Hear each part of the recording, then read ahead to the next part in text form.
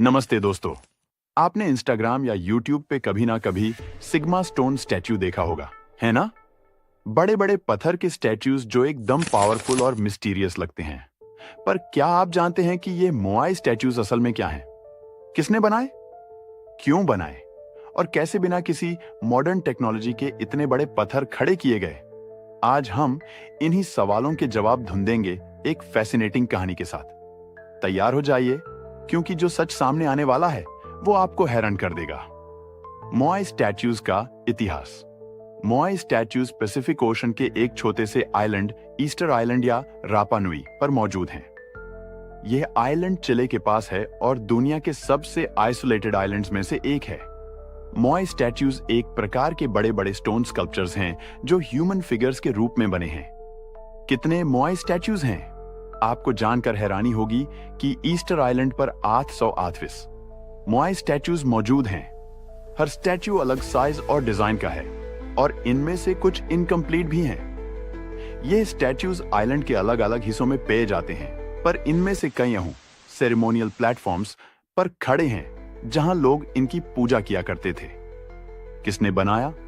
इन्हें बनाने का श्रेय मिलता है रापा नुई के प्राचीन लोगों को, जो भागीदारी में 1200 से लेकर 1500 एडी के बीच यहां रहते थे।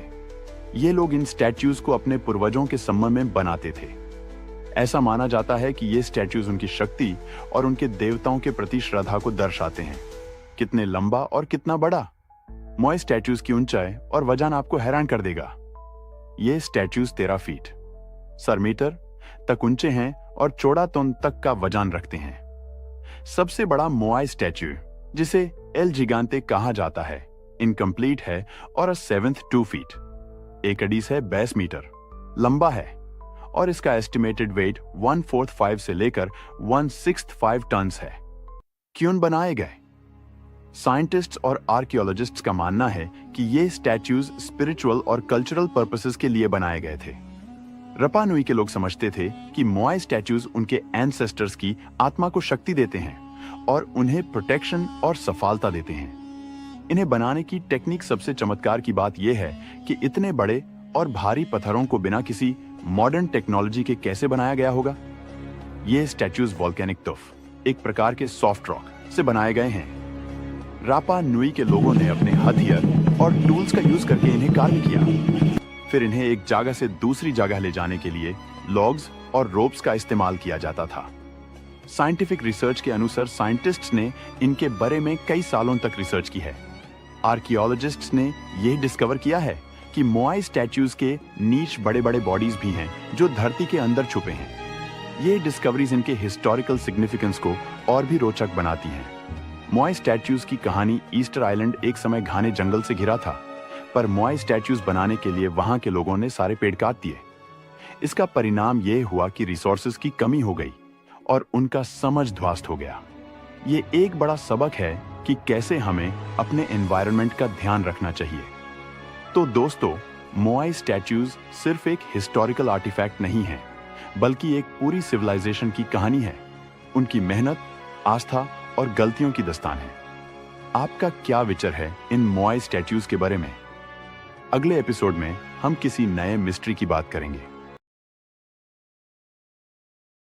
असम के एक गांव में रात के 7 से 10 बजे के बीच एक अजीब घटना होती है। जैसे ही अंधेरा गहरा होता है, बिना किसी वजह के पक्षी अचानक से खुद ब खुद गिरने लगता है। कभी सीधा जमीन से टकराते तो कभी एकदम से मौत हो जाते हैं। ये कहानी या कल्पना नहीं है, ये सच है। चलिए आज की इस वीडियो में इस रहस्य को समझने की कोशिश करते हैं। जाठिंगा असम की दिमा हासाओ डिस्ट्रिक्ट में एक छोटा सा लेकिन मशहूर गांव है। ये गांव हाफलोंग से करीब 9 किलोमीटर दूर है और पूरी दुनिया में बर्ड मिस्ट्री के नाम से जाना जाता है। यहाँ की खूबसूरत पहाड़ियाँ और हरियाली शांति का एहसास दिलाती है। लेकिन जैसे ही सितंबर का महीना आता है, ये जगह एक अजीब घटना का साक्षी बन जाता है। हर साल सितंबर से नवंबर के बीच मानसून के खत्म होने के तुरंत बाद यहाँ रात के 7 से 10 बजे के बीच एक अजीब घटना घटित होता है। जाठिंगा के अंधेरी रातों में पक्षियों का झुंड जैसे किसी अनजान शक्ति के बेस में आ जाता है। ये पक्षी सीधा ऊपर से नीचे गिरने लगता है बिना किसी वजह के। ये गिरते ही मरता भी नहीं, लेकिन जैसे ही लोग उन्हें हाथ लगाते ही ये बेचैन होकर मर जाता है। हर साल हजारों की संख्या में पक्षी यहाँ गिर कर मर जाता है। ये सिर्फ 1 या 2 दिन नहीं बल्कि 2-3 महीना तक चलता है। सबसे अजीब बात यह है कि ये सिर्फ एक स्पेसिफिक एरिया के अंदर ही होता है। गांव के बाहर या दूसरे जगहों पर ये घटना नहीं देखा गया। अगर तुम्हें लग रहा है कि सिर्फ 1 या 2 प्रजाति का पक्षी यहाँ पर गिरता है तो ऐसा नहीं है। यहाँ गिरने वाले पक्षियों में किंगफिशर, हिरन, ग्रीन पिजियन जैसे अनेक प्रकार का पक्षी शामिल है। अब सवाल उठता है कि ये सब सिर्फ जाठिंगा में ही क्यों होता है। जाठिंगा के पुराने लोगों का मानना है कि ये जगह श्रापित है। उनके मुताबिक यहाँ भूत प्रेत की आत्मा भटक रही है जो पक्षियों को अपनी तरफ खींच ले आती है। एक और कहानी है कि कभी यहाँ के दिमासा आदिवासियों ने एक शक्तिशाली तांत्रिक की हत्या कर दी थी, जिसकी बददुआ आज भी चल रही है। लोगों का कहना है कि ये दैविक शक्तियों का काम है जो किसी भी पक्षियों को जाठिंगा की हवा में आते ही मार देती है। पर क्या सच में कोई पैरानॉर्मल एक्टिविटी है? साइंटिफिक एक्सप्लेनेशन राज खोलने की कोशिश। जाठिंगा में होने वाले पक्षियों के मौत को लेकर साइंटिस्टों ने भी रिसर्च की है और कुछ लॉजिकल वजह ढूंढी है, जैसे magnetic field disturbance theory. Scientist का कहना है कि मॉनसून के बाद जाठिंगा का मौसम और मैग्नेटिक फील्ड एक तरह का ऑप्टिकल इल्यूजन बनता है। इस वजह से पक्षी अपना डायरेक्शन भूल जाते हैं और बिना सोचे समझे नीचे गिर जाते हैं। Low visibility and heavy mist.